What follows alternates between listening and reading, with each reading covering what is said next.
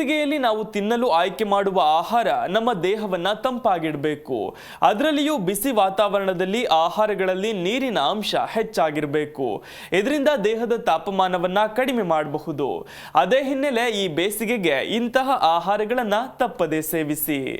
ಈ ಬೇಸಿಗೆಗೆ ಈ ಆಹಾರಗಳನ್ನ ತಪ್ಪದೇ ಸೇವಿಸಿ. ಬೇಸಿಗೆ ಸೇರಿದಂತೆ ವರ್ಷವಿಡೀ ನಾವು ಸೇವನೆ ಮಾಡುವ ಆಹಾರವು ನಮ್ಮ ಆರೋಗ್ಯದ ಮೇಲೆ ಗಮನಾರ್ಹವಾಗಿ ಪರಿಣಾಮ ಬೀರುತ್ತೆ. ಅದರಲ್ಲಿಯೂ ಬೇಸಿಗೆಯ ಬಿಸಿಯಾದ ಹವಾಮಾನ ನಮ್ಮ ಜೀರ್ಣಕ್ರಿಯೆ, ದೇಹದಲ್ಲಿ ನೀರಿನ ಕೊರತೆ ಹೀಗೆ ದೇಹದ ಕಾರ್ಯಗಳ ಮೇಲೆ ಪರಿಣಾಮ ಬೀರುತ್ತೆ. ಹಾಗಾಗಿ ಈ ಸಮಯದಲ್ಲಿ ನಾವು ಸೇವನೆ ಮಾಡುವ ಆಹಾರ ನಮ್ಮ ಆರೋಗ್ಯ ಕಾಪಾಡಿಕೊಳ್ಳಲು ಬಹಳ ಮುಖ್ಯವಾಗುತ್ತೆ. ಜೊತೆಗೆ ಬೇಸಿಗೆಯಲ್ಲಿ ನಾವು ತಿನ್ನಲು ಆಯ್ಕೆ ಮಾಡುವ ಆಹಾರವು ನಮ್ಮ ದೇಹವನ್ನ ತಂಪಾಗಿಡಬೇಕು.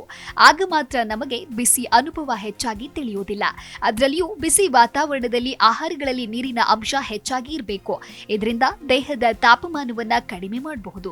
ಇದರ ಬದಲಾಗಿ ಬೇಸಿಗೆಯಲ್ಲಿ ಕೊಬ್ಬಿನ ಅಥವಾ ಮಸಾಲೆಯುಕ್ತ ಆಹಾರವನ್ನ ಹೆಚ್ಚಾಗಿ ಸೇವಿಸುವುದರಿಂದ ನಮಗೆ ಬಿಸಿ ಮತ್ತು ಅಹಿತಕರ ಅನುಭವವಾಗುತ್ತೆ. ಜೊತೆಗೆ ಈ ಆಹಾರಗಳು ನಮ್ಮ ರಕ್ತದೊತ್ತಡವನ್ನ ಹೆಚ್ಚಿಸಬಹುದು. ಹಾಗಾಗಿ ಬೇಸಿಗೆಯಲ್ಲಿ ಕೆಲವು ಆಹಾರಗಳನ್ನ ತಪ್ಪದೇ ಸೇವನೆ ಮಾಡೋದು ಬಹಳ ಒಳ್ಳೆಯದು. ಬೇಸಿಗೆಯಲ್ಲಿ ಸೇವಿಸಬೇಕಾದ ಆಹಾರಗಳು ಯಾವುವು? ಕಲ್ಲಂಗಡಿ. ಈ ಹಣ್ಣಿನಲ್ಲಿ ಸುಮಾರು 90% ನೀರಿನ ಅಂಶ ಇರೋದ್ರಿಂದ ಬೇಸಿಗೆಯಲ್ಲಿ ಸೇವಿಸಲೇಬೇಕಾದ ಹಣ್ಣಾಗಿದೆ. ಅದಲ್ಲದೆ ಕಲ್ಲಂಗಡಿ ಸೇವನೆಯು ದೇಹವನ್ನ ಹೈಡ್ರೇಟ್ ಮತ್ತು ತಂಪಾಗಿಡಲು ಸಹಾಯ ಮಾಡುತ್ತೆ. ಇದು ವಿಟಮಿನ್ ಸಿ, ಎ ಮತ್ತು ಪೊಟ್ಯಾಷಿಯಂನ ಉತ್ತಮ ಮೂಲವಾಗಿದೆ. ಇದು ದೇಹದಲ್ಲಿ ಎಲೆಕ್ಟ್ರೋಲೈಟ್ ಸಮತೋಲನವನ್ನ ಕಾಪಾಡಿಕೊಳ್ಳಲು ಸಹಾಯ ಮಾಡುತ್ತೆ. ಸೌತೆಕಾಯಿ. ಈ ತರಕಾರಿ ಮತ್ತೊಂದು ಹೈಡ್ರೇಟಿಂಗ್ ಆಹಾರವಾಗಿದ್ದು ಇದು ನೀರಿನ ಅಂಶದಿಂದ ಸಮೃದ್ಧವಾಗಿದೆ ಮತ್ತು ಕಡಿಮೆ ಕ್ಯಾಲೋರಿಗಳನ್ನು ಹೊಂದಿದೆ. ಈ ತರಕಾರಿ ದೇಹದ ತಾಪಮಾನವನ್ನ ನಿಯಂತ್ರಿಸಲು ಮತ್ತು ದೇಹದಿಂದ ವಿಷವನ್ನ ಹೊರಹಾಕಲು ಸಹಾಯ ಮಾಡುತ್ತೆ.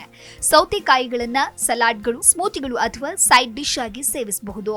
ಎಳನೀರು ನೈಸರ್ಗಿಕವಾಗಿ ಬಾಯಾರಿಕೆಯನ್ನ ನೀಗಿಸುವ ಪಾನೀಯವಾಗಿದ್ದು ಇದು ಪೊಟ್ಯಾಷಿಯಂ, ಸೋಡಿಯಂ ಮತ್ತು ಮ್ಯಾಗ್ನೀಷಿಯಂನಂತಹ ಎಲೆಕ್ಟ್ರೋಲೈಟ್ಗಳಿಂದ ಸಮೃದ್ಧವಾಗಿದೆ. ಜೊತೆಗೆ ಎಳನೀರು ಬಿಸಿ ವಾತಾವರಣದಲ್ಲಿ ದ್ರವಗಳನ್ನ ಮರುಪೂರಣ ಮಾಡಲು ಸಹಾಯ ಮಾಡುತ್ತೆ ಮತ್ತು ದೇಹವನ್ನ ಹೈಡ್ರೇಟ್ ಆಗಿರಿಸುತ್ತೆ. ಇದು ಉತ್ಕರ್ಷಣ ನಿರೋಧಕಗಳ ಅತ್ಯುತ್ತಮ ಮೂಲವಾಗಿದೆ. ಪುದೀನಾದಲ್ಲಿ ಮೆಂಥಾಲಿದ್ದು ಇದು ದೇಹವನ್ನ ತಂಪಾಗಿ ಇಟ್ಟುಕೊಳ್ಳಲು ಸಹಾಯ ಮಾಡುತ್ತೆ. ಜೀರ್ಣಕ್ರಿಯೆಯನ್ನ ಉತ್ತೇಜಿಸಲು ಮತ್ತು ದೇಹದಲ್ಲಿ ಉರಿಯೂತವನ್ನ ಕಡಿಮೆ ಮಾಡಲು ಇದು ಪ್ರಯೋಜನಕಾರಿಯಾಗಿದೆ. ಪುದೀನವನ್ನ ಸಲಾಡ್ಗಳಿಗೆ ಸೇರಿಸಬಹುದು ಅಥವಾ ಇದರಿಂದ ಜ್ಯೂಸ್ ತಯಾರಿಸಿಕೊಳ್ಳಬಹುದು. ಮೊಸರು ಕರುಳಿಗೆ ಪ್ರೊಬಯಾಟಿಕ್ಗಳನ್ನು ಒದಗಿಸಿ ದೇಹವನ್ನ ತಂಪಾಗಿಸುವ ಆಹಾರವಾಗಿದೆ. ಮೊಸರಿನ ಸೇವನೆಯು ದೇಹದ ಶಾಖ, ಉರಿಯೂತ ಮತ್ತು ಕರುಳಿನ ಸಂಬಂಧಿತ ಸಮಸ್ಯೆಗಳನ್ನು ಕಡಿಮೆ ಮಾಡಲು ಸಹಾಯ ಮಾಡುತ್ತೆ. ಇದನ್ನ ಲಘು ಆಹಾರವಾಗಿ ಸೇವಿಸಬಹುದು. Desk bureau, Zee Kannada news. Zee Kannada news ಈಗ ನಿಮ್ಮ ಮನೆಯಲ್ಲೇ ನೋಡಿ. ಎಲ್ಲ ಕೇಬಲ್ಗಳಲ್ಲಿ ಈಗ ಲಭ್ಯ.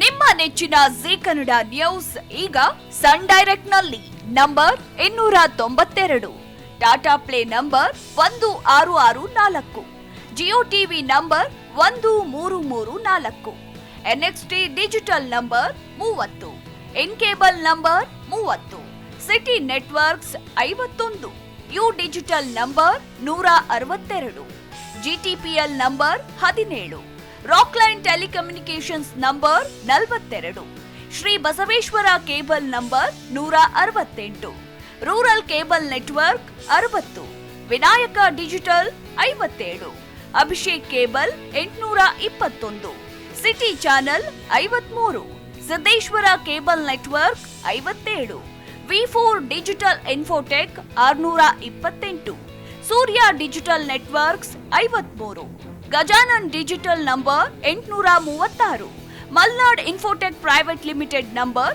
56, Metrocast number 830, Victory digital number 167ರಲ್ಲಿ ನೋಡಿ ಆನಂದಿಸಿ.